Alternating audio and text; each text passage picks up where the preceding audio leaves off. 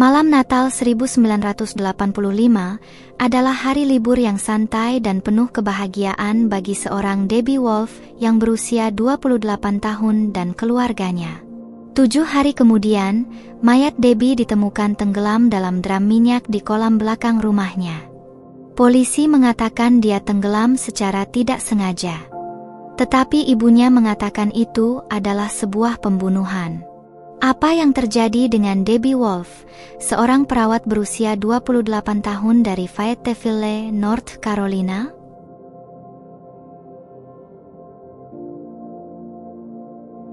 Awalnya ini adalah kasus orang hilang yang tragis namun sederhana. Akan tetapi sejumlah pertanyaan yang belum terjawab justru mengisyaratkan sebuah rahasia gelap. Bagi keluarga dan teman-teman Debbie, penyelidikan polisi tampak cacat dan penuh tanda tanya. Debbie percaya bahwa membantu orang adalah hal terbaik di dunia. Dia berpikir bahwa dengan menjadi perawat, dia bisa membalas kebaikan serta perhatian yang telah diberikan padanya selama dia hidup. Hari ini kita melihat misteri hilangnya Debbie Wolf.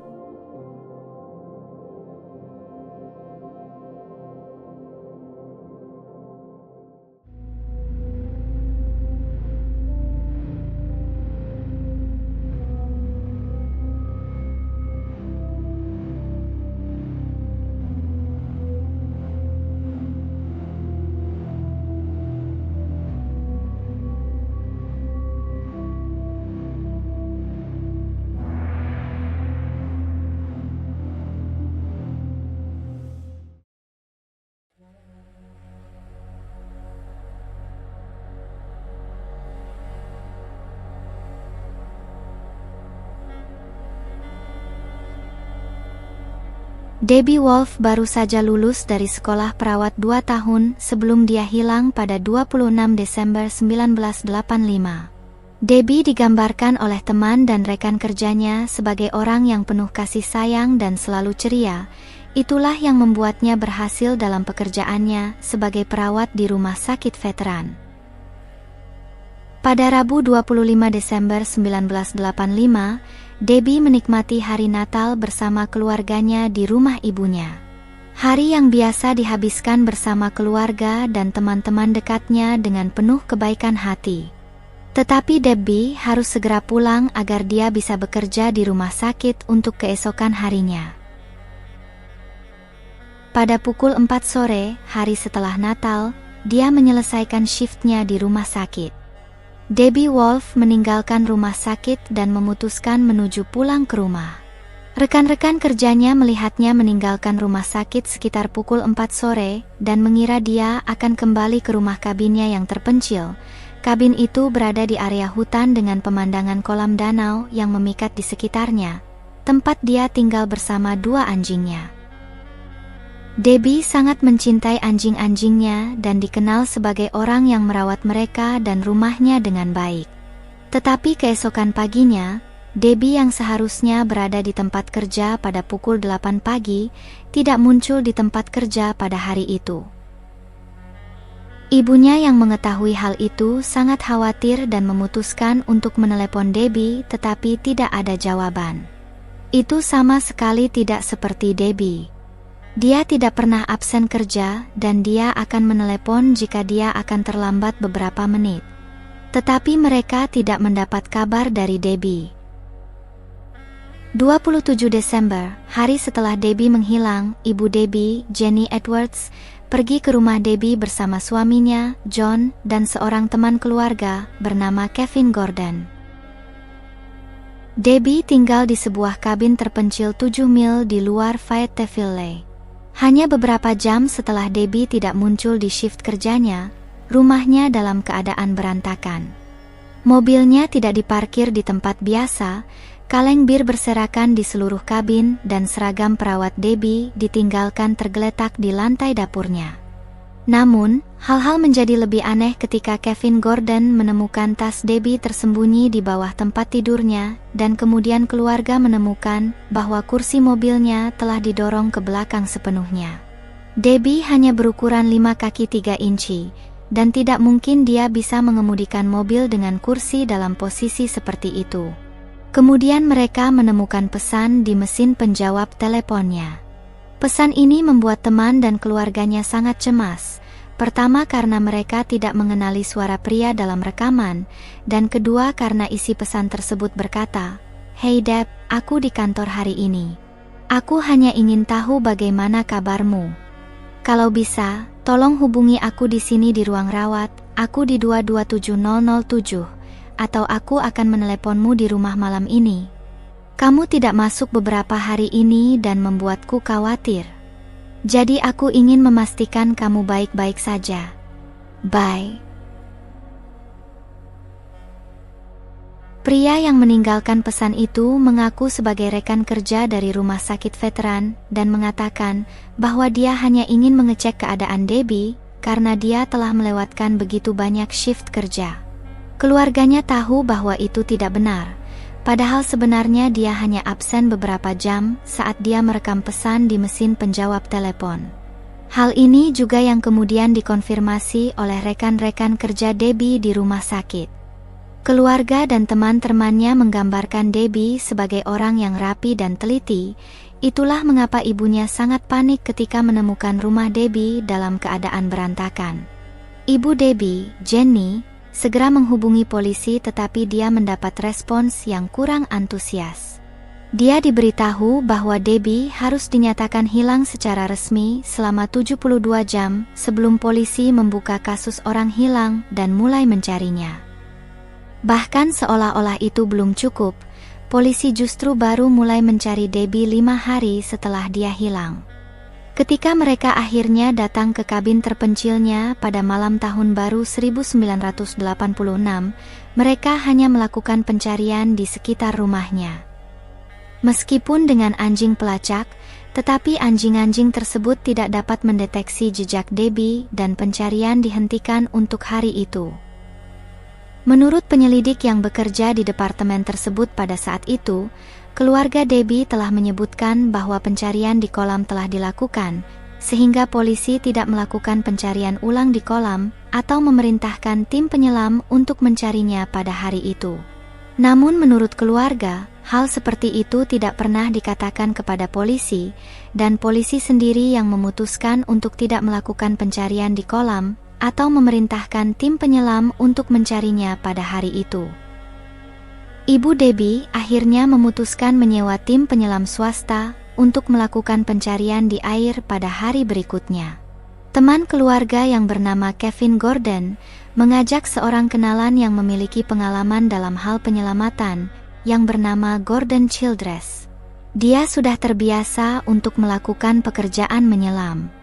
Hal penting yang perlu diingat tentang kolam ini adalah bahwa kolam tersebut dikelilingi oleh lumpur tebal, baik di tepi maupun masuk cukup jauh ke dalam air, dan dasarnya memiliki kemiringan yang lambat, artinya seseorang bisa berada 5 kaki di dalam kolam dan airnya hanya mencapai lutut. Informasi ini akan penting nantinya dan juga menjelaskan mengapa salah satu penyelam hanya cukup berada di air selama 2 menit sebelum dia menemukan sesuatu. Dia menemukan 2 jejak kaki di lumpur yang menuju ke air yang lebih dalam dan apa yang terlihat seperti jejak seretan, dan dia mengikuti jejak itu. Begitu dia masuk ke bawah air keruh, tidak lama kemudian Childress menemukan apa yang tampak seperti tong bakar. Sebuah benda berkarat jenis drum minyak 55 galon dengan lubang di dalamnya. Childress mencoba melihat apa yang ada di dalam tong tersebut dan alangkah terkejutnya dia. Di dalam tong itu terdapat tubuh seseorang yang ternyata jasad itu adalah Debbie. Debbie berada di dalam tong di dasar kolam dengan mata tertutup dan wajah rileks dan lembut, hampir seperti dia sedang tidur. Polisi segera dipanggil kembali ke lokasi dan mengambil alih penyelidikan. Autopsi menunjukkan bahwa tidak ada obat-obatan atau alkohol dalam tubuhnya. Dia memiliki sekitar 1 sendok teh air di paru-parunya dan saluran pernapasan atasnya, dan dia memiliki lecet di beberapa jarinya yang mungkin menunjukkan bahwa dia telah melawan, tetapi kematiannya disimpulkan sebagai tenggelam secara tidak sengaja. Polisi percaya bahwa dia sedang bermain di luar dengan anjing-anjingnya, dan ketika dia terjatuh ke dalam kolam, entah karena suatu alasan tertentu, Debbie tidak bisa keluar. Polisi memiliki beberapa teori untuk menjelaskan mengapa dia tidak bisa keluar dari air meskipun airnya hanya sampai lututnya. Dan teori pertama adalah trench foot atau kaki parit. Kaki parit biasanya terjadi ketika kaki atau bagian tubuh lain terpapar suhu dingin, terutama air, dalam waktu yang lama, lalu mulai bengkak, melepuh, dan terasa sakit seperti kaki parit. Namun, kaki parit juga bisa menyebabkan hal-hal seperti kebingungan dan pusing, dan itulah salah satu hal yang digunakan polisi untuk menjelaskan mengapa dia tidak berjalan keluar dari kolam dan malah semakin tenggelam. Mereka juga mengatakan bahwa Debbie menderita sakit punggung parah dan mungkin dia terjatuh ke kolam saat bermain dengan anjingnya, dan sakit punggungnya menghambatnya untuk berenang keluar, terutama karena dia ditemukan mengenakan jaket tebal yang menjadi sangat berat saat basah. Namun, keluarga dan temannya tidak yakin dengan penjelasan polisi. Pertama, cara Debbie terlihat saat ditemukan. Korban tenggelam biasanya ditemukan dengan mata dan mulut terbuka lebar, serta tubuh mereka, terutama tangan mereka kaku dan tegang, karena mereka berjuang untuk menembus air dan mencapai tempat di mana mereka bisa bernapas lagi. Namun hal itu sangat bertentangan dengan keadaan Debbie. Matanya dan mulutnya tertutup, lengannya dalam keadaan rileks termasuk seluruh tubuhnya juga rileks. Dia lebih terlihat seperti sedang tidur. Hal lain adalah tidak ada busa di sekitar mulutnya atau di saluran pernapasannya, yang menunjukkan bahwa dia mencoba bernapas di dalam air. Hal lain yang membuat semakin terasa aneh adalah fakta bahwa Debbie terlihat bersih. Pakaian-pakaiannya bersih, wajahnya tidak dipenuhi banyak lumpur. Bahkan pada hari ketika Kevin dan Gordon masuk ke dalam air, dan hanya menghabiskan waktu sekitar beberapa menit, mereka berdua membutuhkan waktu sekitar 3 hari untuk mencuci pakaian selamnya, hanya untuk membersihkan lumpur dan tanah yang berasal dari dasar kolam itu. Mereka juga berkata bagian tubuh Debbie ditemukan di dalam sebuah tong. Dan dari kesaksian mereka berdualah membuat kasus tersebut akan menimbulkan ketegangan yang besar antara keluarga Debbie dan polisi.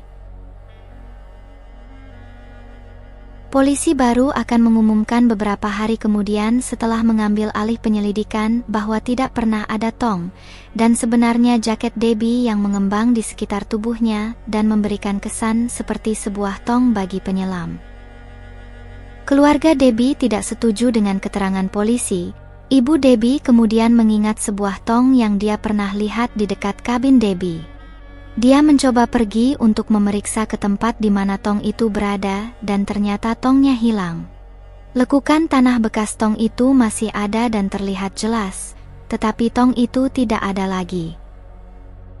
Ketegangan antara mereka semakin memburuk ketika polisi mengembalikan pakaian yang dikenakan Debbie saat dia ditemukan. Ibu Debbie akan bersikeras bahwa pakaian tersebut bukan milik putrinya. Celana tersebut terlalu besar dan terlalu panjang, serta sepatunya terlalu besar 3 kali ukuran sepatu Debbie, dan itu merupakan sepatu pria. Ukuran branya juga 3 kali terlalu besar untuknya, dan tidak ada yang mengenali kaos atau jaketnya. Sepatu tersebut khususnya sangat aneh bagi ibu Debbie. Dia bahkan bertanya kepada polisi apakah ada yang dilakukan pada pakaian tersebut sebelum dikembalikan ke keluarga, dan polisi mengatakan tidak. Alasan ibu Debbie bertanya adalah karena sepatu tersebut benar-benar bersih. Tidak mungkin Debbie bisa berjalan melalui lumpur, baik sebelum masuk ke kolam maupun setelahnya, untuk mencapai bagian air yang cukup dalam, sehingga dia bisa tenggelam tanpa membuat sepatu tersebut kotor. Penemuan ini hanya semakin memperkuat kecurigaan keluarga Debbie, dan mereka memiliki lebih dari satu teori tentang apa yang sebenarnya terjadi padanya. Salah satu tugas Debbie di rumah sakit adalah mengkoordinasi beberapa sukarelawan, dan Debbie pernah menceritakan kepada keluarganya bahwa dia mengalami masalah dengan 2 pria dalam program tersebut. Salah satu pria itu memiliki riwayat masalah kejiwaan dan entah bagaimana berhasil mendapatkan nomor telepon rumahnya, bahkan pernah memberitahu Debbie sebelumnya bahwa dia tahu di mana dia tinggal. Pria itu diinterogasi oleh polisi setelah tubuh Debbie ditemukan, tetapi dia memberikan alibi dan menolak untuk menjalani tes poligraf, jadi dia tidak lagi diinterogasi. Dan sebenarnya pria itu meninggalkan negara bagian hanya beberapa hari setelah diinterogasi. Pria lain yang telah bermasalah dengan Debbie telah mengakui perasaannya kepadanya beberapa kali, tetapi Debbie telah memberitahunya bahwa dia tidak tertarik pada hubungan romantis dengannya dan ingin tetap berteman. Ibu Debbie sebenarnya percaya bahwa pria kedua adalah orang yang meninggalkan pesan di mesin penjawab telepon Debbie, tetapi pihak berwajib tidak menemukan bukti untuk menangkap dia dan dia dibebaskan tanpa dakwaan. Apa yang sebenarnya terjadi pada Debbie Wolf? Ibunya percaya bahwa dia dijadikan sandera oleh salah satu dari dua tersangka, dijaga hidup selama beberapa hari, dan akhirnya dibunuh. Kemudian dia percaya seseorang kembali ke kolam untuk menghapus barang bukti tong tersebut sehingga merusak penyelidikan. Dan pasti, ada orang di luar sana yang tahu apa yang sebenarnya terjadi pada Debbie Wolf. Dan itulah akhir dari kisah Debbie. Hingga hari ini polisi masih bersikeras bahwa kematiannya adalah kecelakaan tenggelam dan menganggap keluarganya hanya putus asa untuk membuktikan bahwa itu adalah pembunuhan, agar mereka bisa menyalahkan seseorang. Sayangnya, sebagian besar keluarga dekatnya sudah meninggal dunia dan mereka tidak pernah mendapatkan jawaban yang memuaskan, atau bahkan jawaban yang bisa mereka percayai mengenai apa yang terjadi pada putri dan saudara perempuan mereka.